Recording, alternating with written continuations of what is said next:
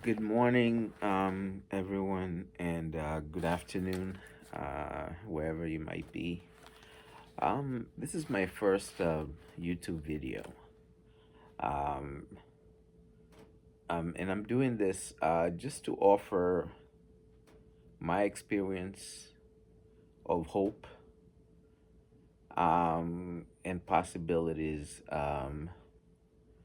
when things don't seem to be going your way. Um, and I was in a really bad place. In July when I found out I had stage 4 prostate cancer. My life history is basically short. I won't share the details about work and what I did because that's not important, but I can say that at around age 40, I started having issues with addiction to alcohol. And basically kept relapsing. I went to AA for over 10 years, and I would basically just relapse whenever I felt overwhelmed. I've dealt with depression, anxiety, uh, and some kind of abuse that maybe I'll share at a later date. That always made me feel that I was not good enough. So, as successful as I became at work, I kept working harder, thinking that it would bring me satisfaction and some kind of peace just by having people acknowledge that I was successful. But that never worked because I just never felt that I was worth anything. In July, I was diagnosed with stage 4 prostate cancer that's metastasized to my bones and lymph nodes. And, throughout my life, I've thought about, suicide. I remember even in my teens thinking about how much better it would be to not be around anymore and struggle anymore. The thing is, I'm doing this not because I'm cured. I've never heard anybody that I could trust say that they're cured of depression, anxiety, addiction. I think those are just symptoms of a bigger problem. And what I can say is I'm taking little steps, sometimes daily, sometimes minute by minute. When I do the relapse before the relapse, where I can sense that I'm getting depressed, I get out of breath due to anxiety. But this video is more to offer hope to people struggling with whatever you might be struggling with. Because I decided to do this because for the first time in my life, even with a stage 4 prostate cancer diagnosis, I think emotionally I'm doing a lot better, probably better than I've ever done in my life. Um, I know that I cannot provide solutions to everybody because I don't think this is my goal to provide solutions, but my goal is to offer some hope. Because throughout the years, I've had people who offered me hope when I was really desperate. I would feel sometimes like, a train station. I would think about, it's not normal to think about just what would happen if I just jumped and basically start visualizing how my body would look if I was wearing a suit, how my suit would look.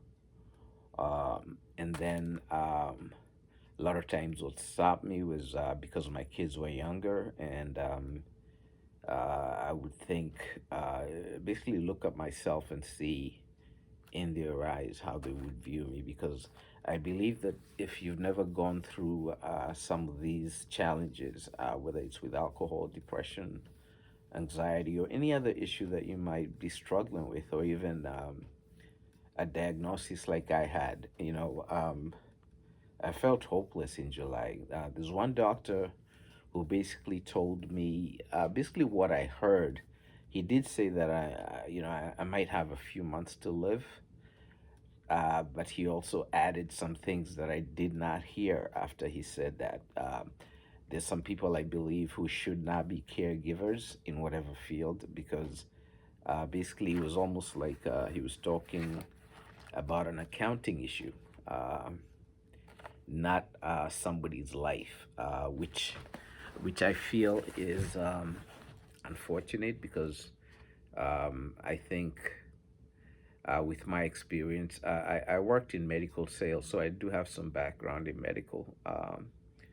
With some, so I know how to read reports and all that. So I also have experience enough that I can read some of this stuff. And I'm not saying I'm better. It's just that depending on what field you've spent your life working in, you would know a lot more than I do. Like say you're an accountant or even a warehouse worker, which I did when I was younger, and you became a manager. You would know more about that than I do. But it's not even the fact that I can do that. It's the fact that I chose to go to therapy when I was 28. I just knew something was wrong, but I was embarrassed. By background, I'm African, and I came here in later teen years, so at 18.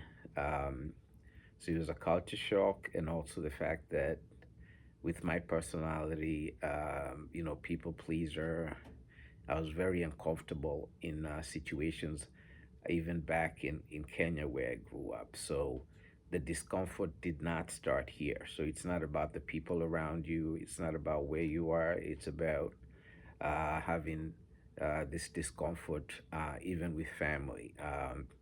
Like my mom's relationship with me, I'm not saying, I wouldn't say that she was wrong or I was wrong, but I know that I wasn't open and I'm still working on that. And I was always scared. So maybe would not build relationships. We have a lot, our relationship is improved a lot with my mom. But my video is more to talk about making a decision to change your life. Well, in my case, to change my life. And I did the video primarily to, like to try and tell people that it is possible not to be perfect or not to. You can't, I can't tell you that, I don't have those days where I kind of struggle.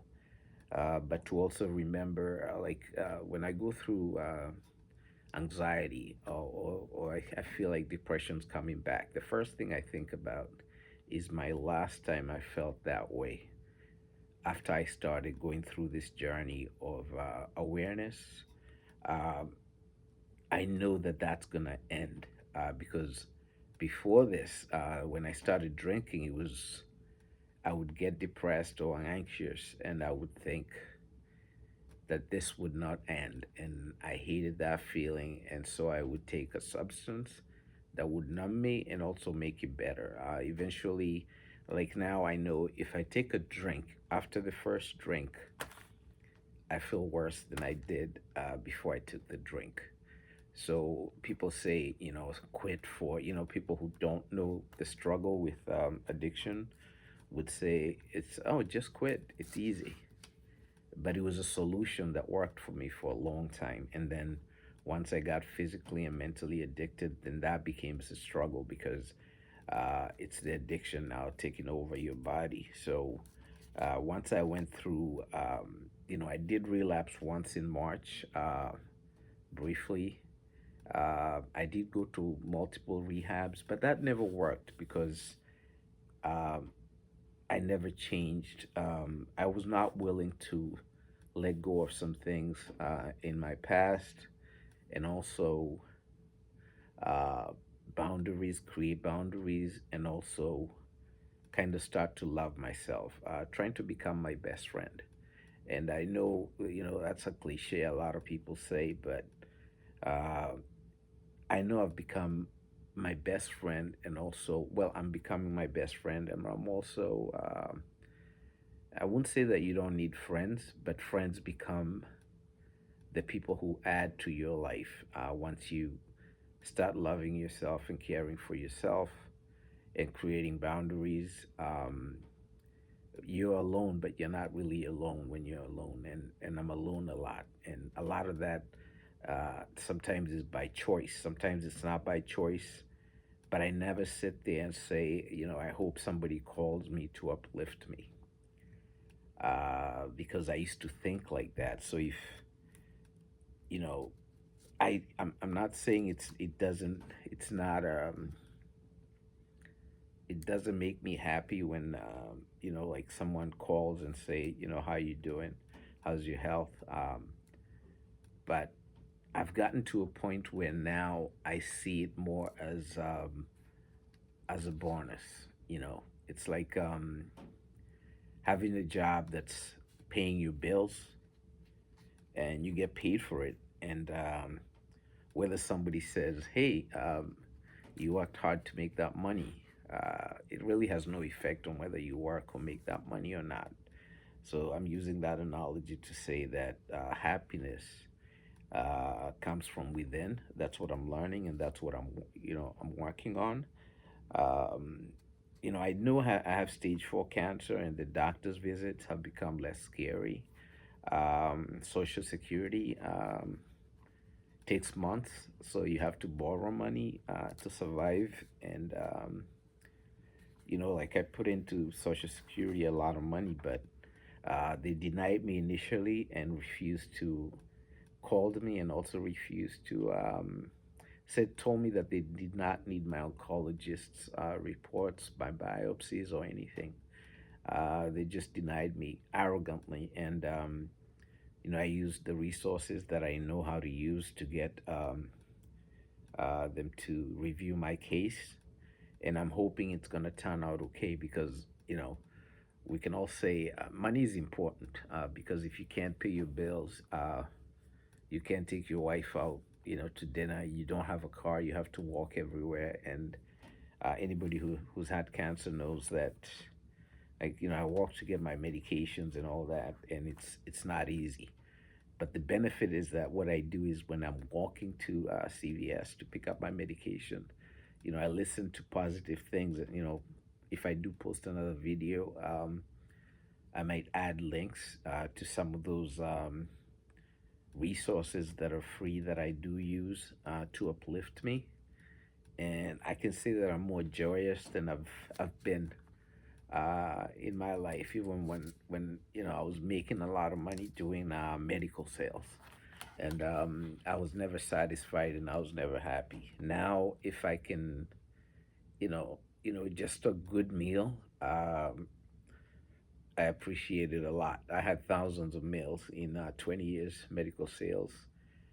Company paid for a lot, went for a lot of trips, anything you wanted to eat. But while I was eating, I was looking forward to the next meeting, next close, so I could make some more money, thinking that I would basically feel a lot better, like uh, I was looking for that peace that you can't find outside yourself.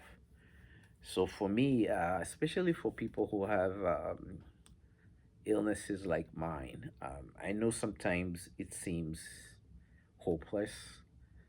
Um, I can't tell you not to feel like that, because I do feel like that even now sometimes.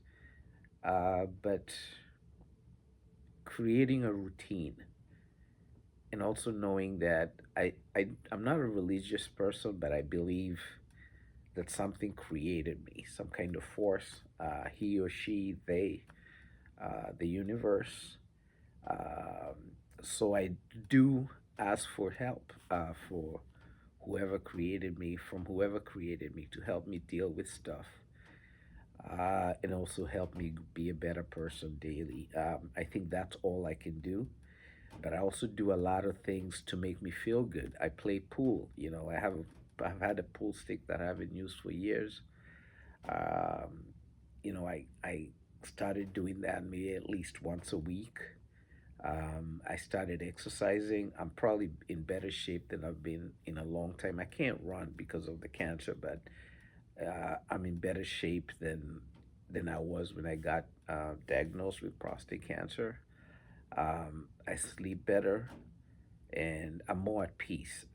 And that's more to just kind of internal reflection, um, and also not sharing with everybody because a lot of times, in my case, I don't know, some other people might do this too, where you share things hoping for a certain kind of response from maybe even family, from even maybe friends, and you hope that you'll get something out of it. Even the most caring person, like I would consider like a mother, like my mother, the most caring person, you know, cannot help me with some things. If you're married, even your own wife cannot help you with some things, and your kids, they might care, but they also have their lives. So I would be very disappointed if I was relying on that kind of support to help me day to day. I do have decent relationships, not great, with my history of addiction with my family, and I can't move them to where I'd like them to be because I also have to allow them the space to define the kind of relationship that they want with me. And so that's why I think I stress the importance of internal reflection and also being happy and loving yourself. I I do have bad days, but I think that progress takes time, and I think that I don't think there's I think there's no destination. I think it's a journey with no destination, with a few stops where you look back and say this is a better place than I was at the last stop. So I hope I can keep posting videos. I hope my video makes people happy, and if you can comment and just I think it's a shared experience. I think you find people who on a similar journey, and somebody helps you navigate. Some of the some part of the journey. You help them, and they help you. Um, and I'll continue to share. And if you have a question, if it's an experience that I've gone through, I can't offer advice, but I can talk on my experience and how I've dealt with certain things. And sharing, I think you can look at what I've done, and I can look at what somebody else has done dealing with similar situations, and see if that's a path that I'm willing to take. Again, it's my first ever video on YouTube, and I hope it gives somebody some hope. And I'll do another video soon, depending on the responses, and also any suggestions or questions that somebody might have.